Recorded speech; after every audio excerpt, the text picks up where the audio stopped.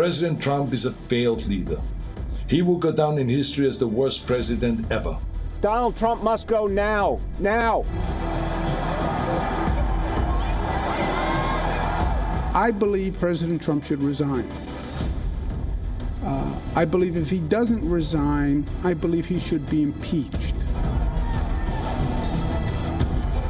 Well, I think the best way for our country, Chuck, is for the president to resign and go away as soon as possible. Every second, every minute, every hour that Donald Trump remains in office presents a danger to the American people. Congress simply can't just sit by and issue strongly worded press releases as a response. Doing nothing is not an option. If the Vice President and Cabinet do not act, the Congress may be prepared to move forward with impeachment.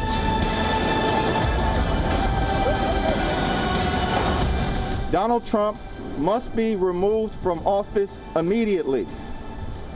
He should be impeached, convicted, and thrown out of 1600 Pennsylvania Avenue and forever banished to the dustbin of history.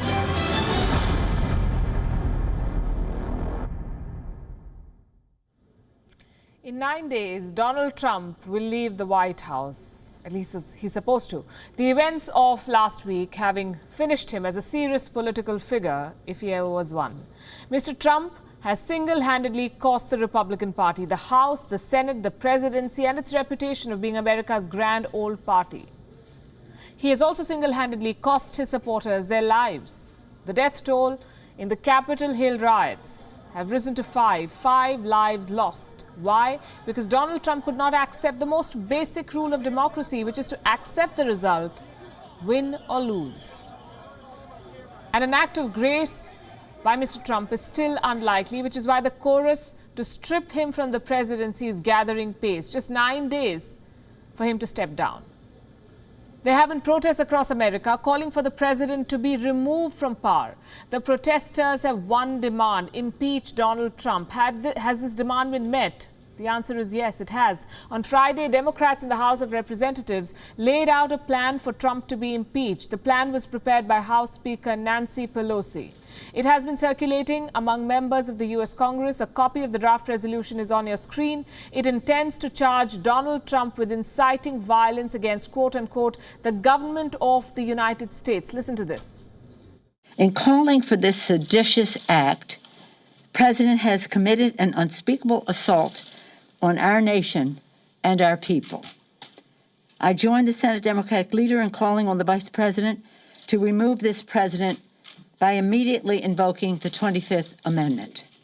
If the Vice President and Cabinet do not act, the Congress may be prepared to move forward with impeachment.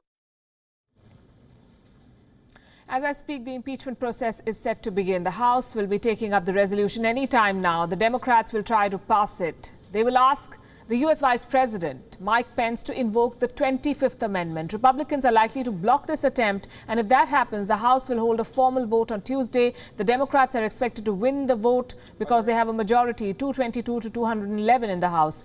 This outcome of the vote, the Democrats winning, will apply further pressure on Mike Pence, but it will not force him to act. Mr. Vice President will have 24 hours to respond. What if he invokes the 25th Amendment? What happens then? And what exactly is the 25th Amendment? Let me answer the second question first.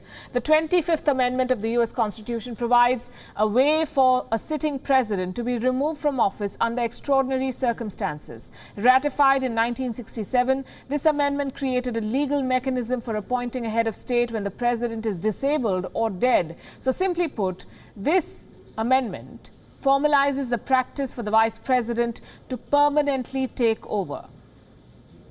But has the amendment been used before? The answer is no. It has never been used to permanently remove a sitting president. It has been used voluntarily, though, by presidents to hand over power temporarily. So this will be another first if it happens. Which brings us back to the question, will Mike Pence evoke the 25th Amendment? Reports say he hasn't ruled out the possibility, which is saying a lot.